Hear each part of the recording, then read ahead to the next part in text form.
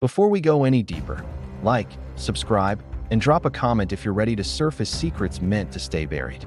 The searchlights swept across the gray water in tight arcs, slicing through fog as thick as concrete. Sirens wailed from the pier, then cut out all at once, replaced by the low, mechanical groan of a submarine easing against steel. Dock workers froze. Naval officers stopped mid-sentence. Something was wrong. The submarine had returned without clearance, without escort, and without a single voice on the radio to explain why. Paint peeled along the hull like scabbed skin. The vessel's name, K-279 Volchitsa, was barely visible beneath streaks of salt and rust. When the hatch finally opened, no one cheered. No one moved. The air that poured out was cold and stale, carrying a smell that didn't belong to the sea. A smell of metal, oil, and something else, something human. They counted heads on the pier as protocol demanded. Then they counted again. 3 sailors were missing. Within minutes, the dock was sealed. Military police cordoned off the area, rifles angled down but ready. Phones were confiscated. Cameras were turned away. The official report, drafted before dawn, would later describe the incident as a temporary communications failure. But the officers standing there knew better. Sailors didn't vanish from sealed submarines. Not without help. Not without intent. Captain Sergei Malenkov arrived as the sun struggled above the horizon, his face rigid, eyes fixed on the submarine as if it might speak. He had commanded vessels like the Volchitsa for 2 decades and had seen every kind of failure the sea could offer. This wasn't one of them. This was deliberate. Below deck, investigators moved through narrow corridors, boots echoing against steel. Lockers were open, personal items left behind, photos taped to bulkheads, a watch still ticking on a shelf, a folded letter never sent. In the sleeping quarters, 3 bunks were neatly made, too neatly. No signs of struggle, no alarms triggered. It was as if the sailors had stood up and walked into the walls. The first name on the missing list was Petty Officer Anton Lebedev, 26, sonar specialist. The second, Mikhail Orlov, engineering crew, known for keeping meticulous logs. The third, Yuri Sokolov, communications, quiet, observant, and recently disciplined for unauthorized access. That last detail caught Malenkov's attention. Unauthorized access to what? As word filtered upward through command channels, a familiar pattern emerged. The investigation would be internal, classified, quiet. Families would be told there had been an accident during a training exercise. Compensation would follow. Questions would not. But someone asked anyway. Elena Voronina was not supposed to be there. She was a civilian investigator attached to a joint maritime safety task force, invited for optics more than authority. Still, she had a habit of noticing what others stepped around. She noticed the way officers avoided certain corridors, the way logs stopped abruptly 3 days before the submarine resurfaced, the way Malenkov's jaw tightened when she mentioned Sokolov's name. This vessel wasn't on a standard patrol, she said softly, tracing a finger along a sealed door marked with faded warnings. It was repurposed. Malenkov didn't answer. He didn't have to. The Volchitsa had been refitted months earlier, stripped of some weapons systems and reinforced in others. Officially, it was a test platform. Unofficially, it had become something else entirely, a place where sailors were sent and not always returned to the surface unchanged. They called it extended isolation training. Long-duration submersion meant to prepare crews for worst-case scenarios. In practice, it was a pressure cooker. Weeks without sunlight, rotating command structures, restricted communication. Sailors rotated in. Some rotated out. A few, it seemed, didn't. Elena found Orlov's engineering log tucked behind a panel in the engine room, hidden but not destroyed. The last entry was careful, precise, and chilling in its restraint. We are not alone in our mission. Orders conflict. Someone is being held below. Not cargo, not crew. Held below. There was no official holding area on the schematics. No space designed for confinement beyond standard quarters. Yet the submarine had been modified. Extra locks, reinforced doors, compartments accessible only with dual authorization. Authorization that, according to records, had been granted repeatedly during the mission. When Elena brought the log to Malenkov, his face drained of color. "This never leaves this deck," he said. "If it does, people disappear." "People already have," she replied. That night, as the investigation stalled under layers of clearance and denials, Elena received a message from an unlisted number. No greeting, no signature, just coordinates and a time. Beneath it, a single sentence. If you want to know where they went, go where the submarine wasn't supposed to dock. The coordinates pointed to a decommissioned naval facility along the Barents Sea, abandoned on paper, but still drawing power. A place rumored among sailors, spoken of only after too much vodka and too little sleep. They called it the cage beneath the ice. By the time Elena reached the perimeter, snow was falling hard, muting the world. The facility loomed like a shadow pressed into the coastline, its entrance half buried, lights glowing faintly behind reinforced glass. She flashed her credentials. The guard barely glanced at them before waving her through. Inside, the corridors were wider than a submarine's, but just as unforgiving. Cameras tracked her movement. Doors opened and closed with hydraulic sighs. She passed rooms filled with monitoring equipment, sonar readouts, and sealed storage units labeled only with dates. At the end of the corridor stood a heavy steel door, freshly painted, its surface unmarred by time. Two guards flanked it, eyes forward, hands clasped behind their backs. Elena felt the weight of the place settle into her chest. "What's behind that door?" she asked. The guards didn't respond. When the door finally opened, the light inside revealed a space that didn't belong beneath the sea or anywhere else. A compartment built not for navigation or machinery, but for containment. And on the wall, etched deep into the metal by desperate hands, were three names: Lebedev, Orlov, Sokolov, and beneath them, a fourth name Elena didn't recognize. That was when she understood. The sailors hadn't vanished. They had been taken. And whatever this submarine prison was built for, it wasn't finished with them yet. The door slammed shut behind Elena Voronina with a finality that echoed through the corridor. The guards didn't move. They didn't need to. The message was clear. Whatever she had just seen, she was already too deep to turn back. The containment chamber was colder than the rest of the facility, not from temperature, but from design. Bare steel walls, reinforced restraints bolted into the floor, a narrow drain running down the center, dry but recently cleaned. This wasn't a storage room. It was a place meant to hold people, temporarily, officially, and without record. Elena stepped closer to the etched names. The grooves were uneven, cut with something sharp but fragile. A piece of metal, maybe a screw. The marks were fresh enough that fine dust still clung to the edges. Someone had been alive here long enough to carve a message, long enough to hope it might be seen. She photographed everything before the guards realized what she was doing. Back at her temporary quarters, Elena cross-referenced the fourth name etched beneath the others, Pavel Kornov. The result made her stomach tighten. Kornov had officially died 2 years earlier in what the Navy described as a reactor-related incident aboard a different submarine. Closed casket, no independent autopsy, family compensated and silenced.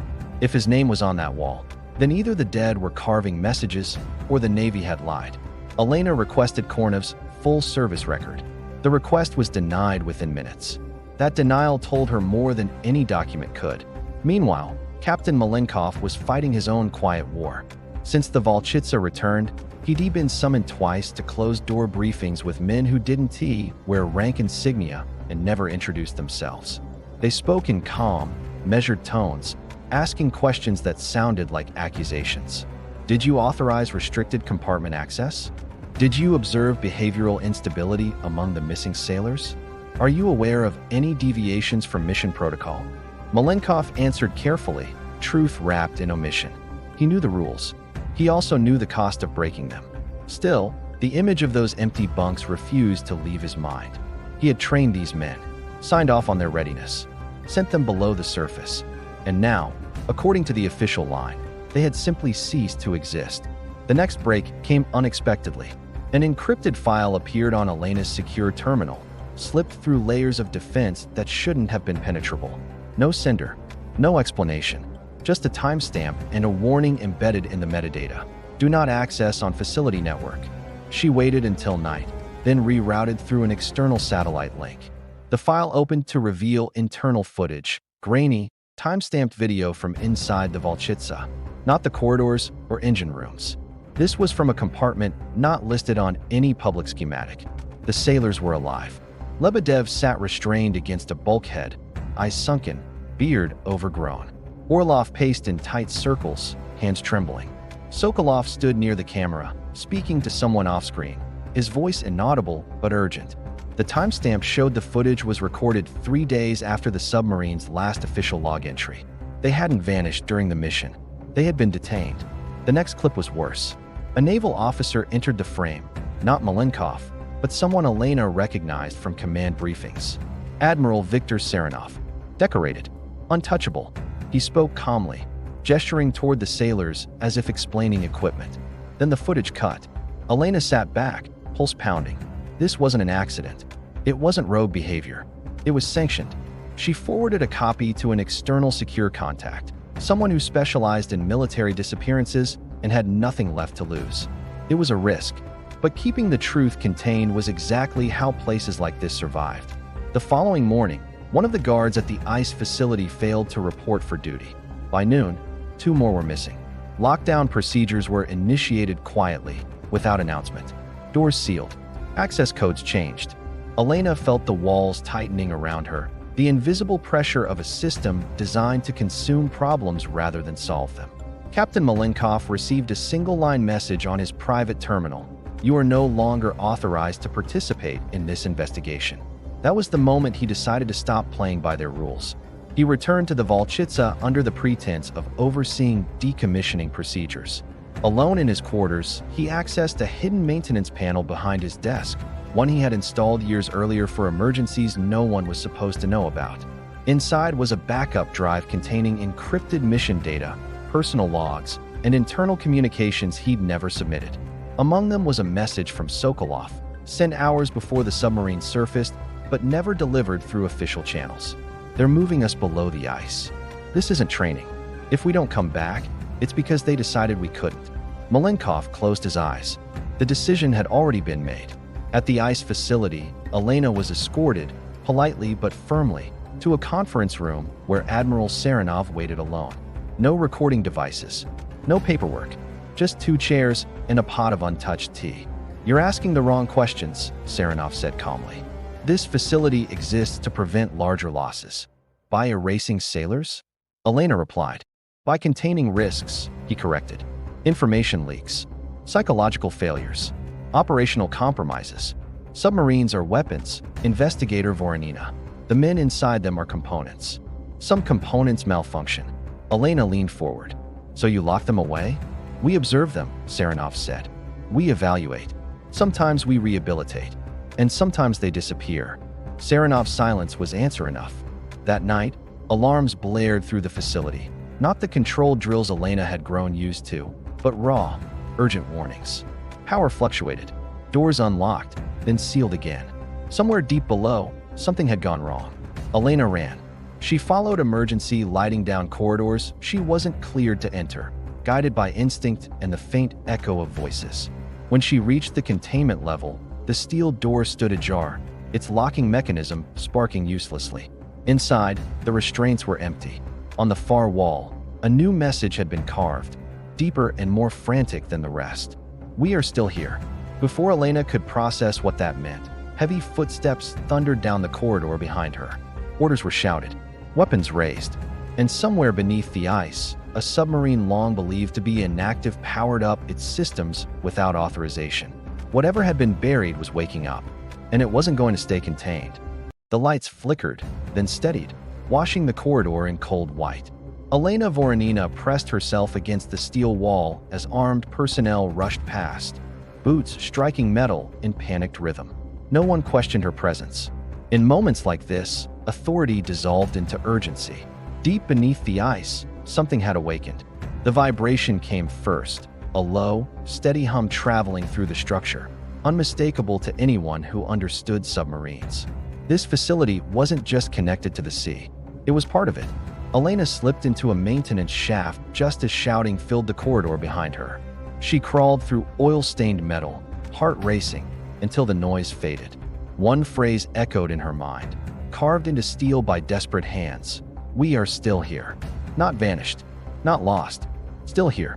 Miles away, Captain Sergei Malenkov stared at his terminal as alerts stacked on top of each other, each contradicting the last. Power surges. Unauthorized activations. A brief sonar ping on a frequency that should have been dead for years. A ghost signal. He knew it instantly. Emergency surfacing code. Retired. Buried. No active submarine should have been able to transmit it, unless it had never truly been shut down. Malenkov didn't inform command. He grabbed his coat and left. Whatever was unfolding was already beyond permission. Back inside the ice facility, Elena emerged from the shaft into a secondary operations wing. Observation windows lined the walls, looking into rooms filled with dormant equipment. Voices carried through vents, fragmented phrases that painted a picture she didn't want to believe. Containment breach. Asset relocation. Subsurface platform active. They never said sailors. She reached a control room overlooking an underground dock carved directly into the rock. Black water stretched beneath the ice like an open wound. Moored, there was a submarine, older than the Volchitsa, unmarked, scarred. Its hull bore the signs of repeated refits, as if it had lived several lives already. Figures moved along the dock, armed personnel, engineers, officers barking orders. And then Elena saw them. Men in naval uniforms without insignia, thinner than they should have been, moving cautiously under guard. Prisoners. She zoomed in on the terminal feed. The image sharpened just enough. Anton Lebedev, alive. Beside him, Mikhail Orlov, limping. Yuri Sokolov walked last, posture rigid, eyes forward. They weren't resisting. They'd learned better. They were being transferred. Elena copied everything she could, routing the footage through every external channel still open to her. If she disappeared next, the evidence had to survive. A technician grabbed her arm, eyes wide with fear.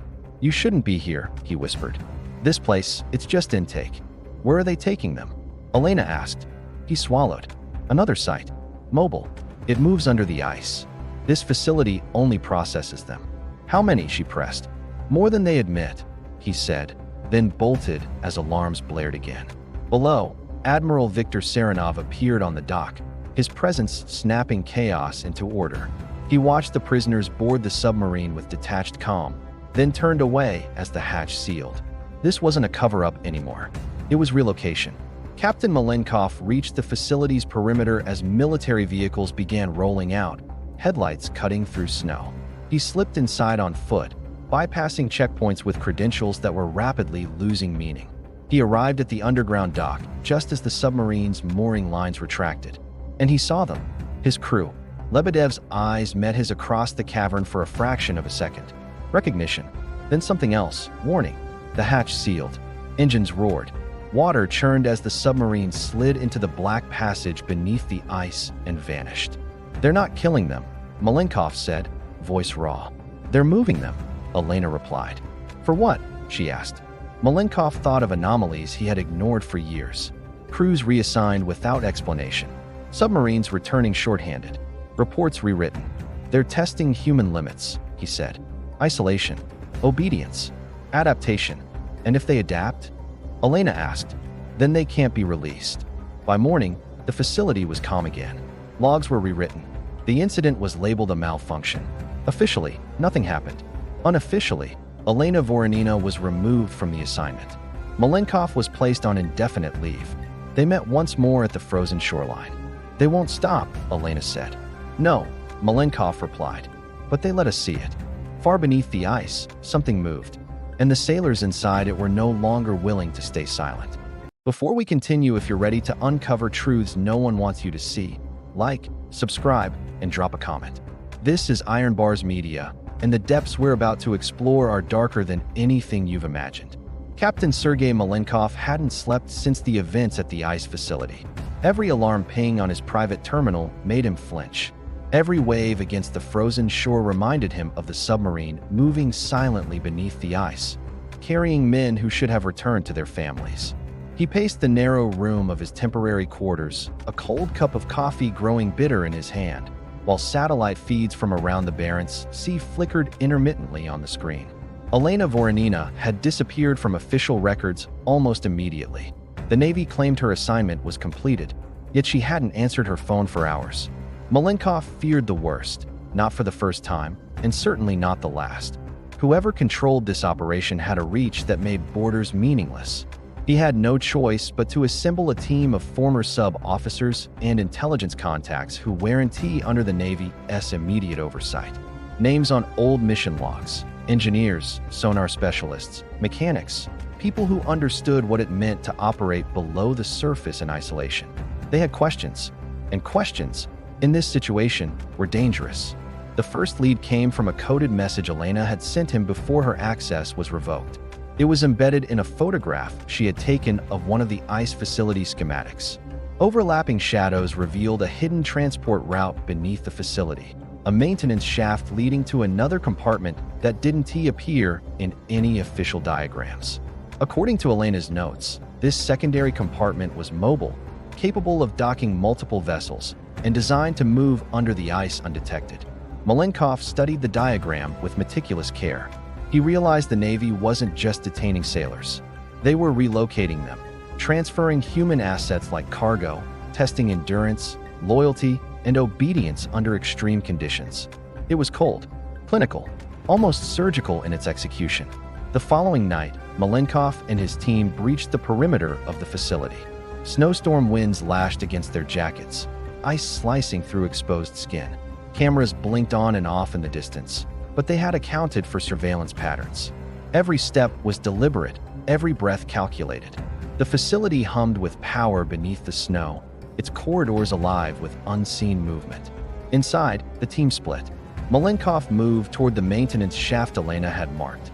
Every corridor looked the same: steel walls, blinking lights, grated floors vibrating from hidden machinery. The air was stale, a mixture of salt, oil, and something metallic that reminded him uncomfortably of blood without actually being it. At the end of the shaft, he discovered a hidden door secured by multiple locks. 2 electronic pads, a key code, and a biometric sensor, a level of security reserved for classified operations. He bypassed the first pad using codes Elena had secretly passed on. The second required a fingerprint. Malenkov had already prepared a glove with a mold taken from one of the less scrutinized officers. The door hissed open, revealing a vast chamber beneath the facility. Vents distributed filtered air, and lights illuminated the length of the dock where several submarines rested, some active, others dormant.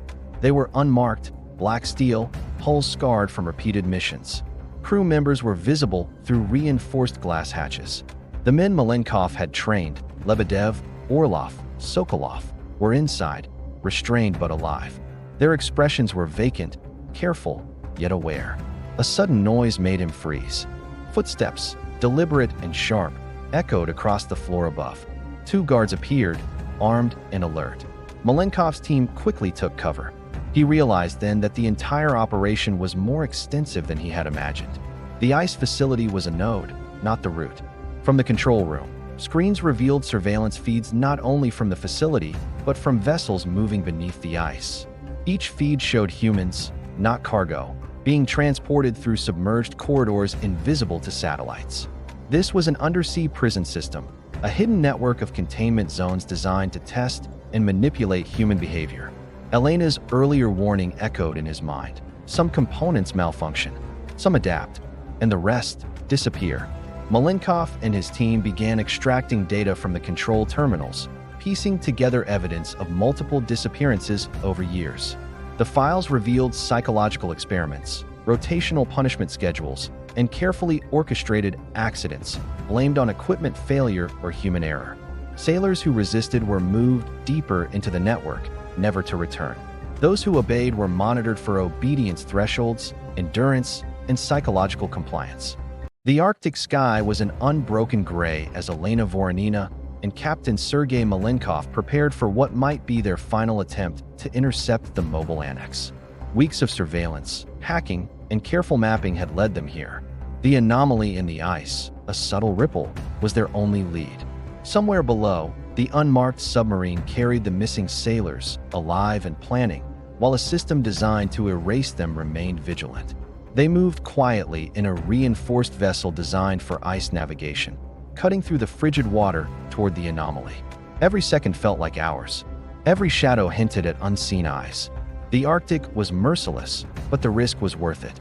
The sailors' lives, and the truth, hung in the balance.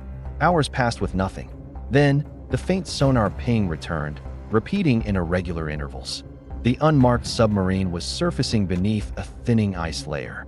Malenkov signaled Elena to prepare the intercept.